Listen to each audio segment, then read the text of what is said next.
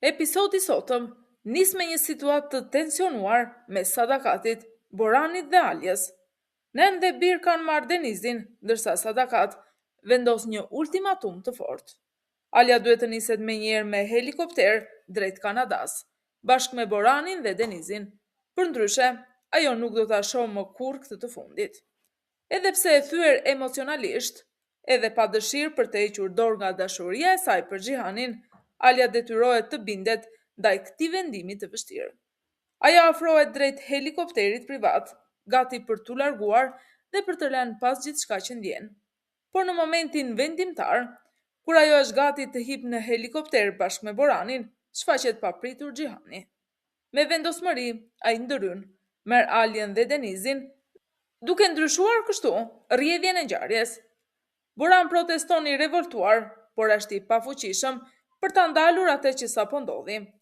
Më pas në një atmosferë më të qetë, Xhihani, Alja dhe Denizi shihen duke drekuar së bashku si një familje e vërtet, një moment i rrallë qetësie mes gjithë dramës dhe konflikteve që i rrethojnë.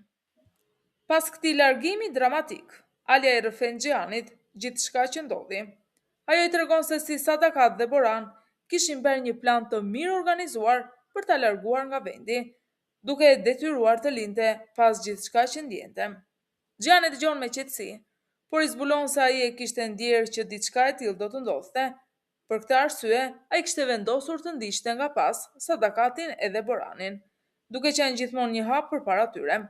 Me vendosmëri, ai i thot Aljes se nuk do ta lejonte kurrë që ta humbiste atë edhe Denizin. Prandaj ndërhyri në momentin e fundit, duke prishur planin e tyre dhe duke krijuar planin e tij, vetëm që Alja të mos largohej. Ndërkohë Boran nuk e pranon dot faktin që Xhihan është pranë Aljes, i mbushur me zemërim dhe krenari të lënduar, ai përballet me Kajën. Por kjo përballje nuk shkon siç e priste. Kaja i del kundër ashpër, duke i vënë përballë veprimeve të tij dhe duke e pyetur se çfarë lloji njeriu është ai që përpiqet të rrëmbejë dikë që nuk e do dhe mbi të gjitha dikë që nuk e dashuron atë.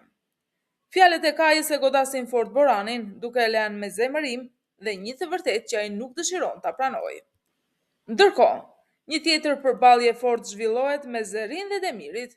E vendosur për të marrë një përgjigje, Zerin shkon të përballet drejt për drejt me të, duke e pyetur pse e ka thirrur dhe pse po shpik një histori kaq të rëndë se fëmia e saj është ende gjallë.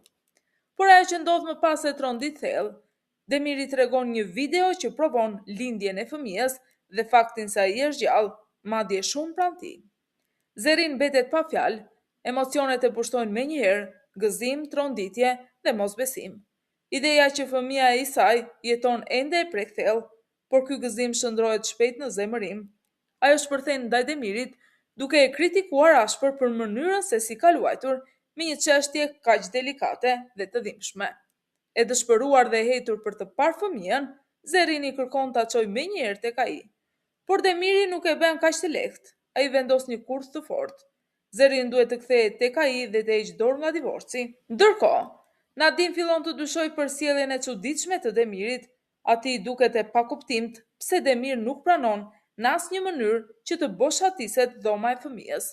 Pavarësisht këmbguljes së Nadimit, Demiri reagon me vendosmëri dhe nuk lejon që asgjë të preket, duke lënë të kuptohet se pas këtij insistimi fshihet një sekret i madh. Xhihan dhe Alja përpiqen të krijojnë një atmosferë të ngrohtë dhe të lumtur për Denizin, duke i dhënë atij ndjesinë e një familje të vërtetë, larg konflikteve dhe tensioneve. Por qetësia nuk zgjat shumë. Xhihan shkon në konak dhe përballet drejt për drejt me Boranin. Me një ton të ashpër dhe paralajmërues, ai bën të qartë se nëse ndodh diçka ndaj Aljes dhe Denizit, nuk do të falë askënd.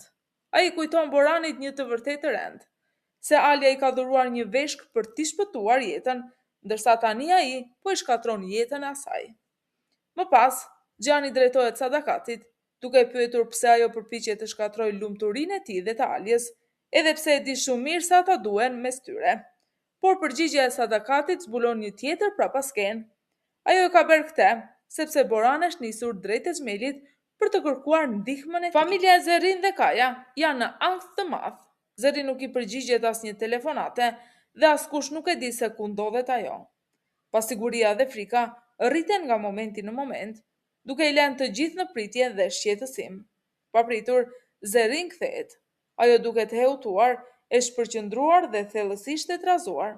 Mendja e saj është vetëm tek një gjë, fëmia e saj. E përfshirë nga emocionet dhe sekreti i madh që sapo ka zbuluar, ajo nuk di çfarë t'u thotë të tjerëve.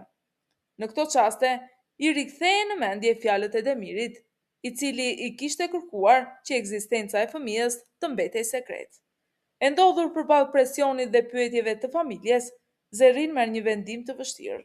Ajo fillon të gënjej, i thot Kajës se kishte qenë tek varri vogëlushes, duke bërë dua për tem, një justifikim që fshet të vërtetën tronditse që Zerin ban brenda vetes. Ngjarjet e sotme sollën përplasje të forta mes Xhianit, Aliës, Sadakatit dhe Boranit.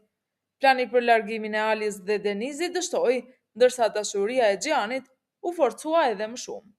Në të njëjtën kohë, sekreti i Demirit për fëmijën e Zerinit ndryshon gjithçka, duke i vënë atë mes së vërtetës dhe një gënjeshtre të rrezikshme. Ndërsa tensioni rriten, çdo personazh po afrohet gjithnjë më shumë me një pikë pa kthim. Ajo që duket e sigurt sot, mund të ndryshojë gjithçka nesër.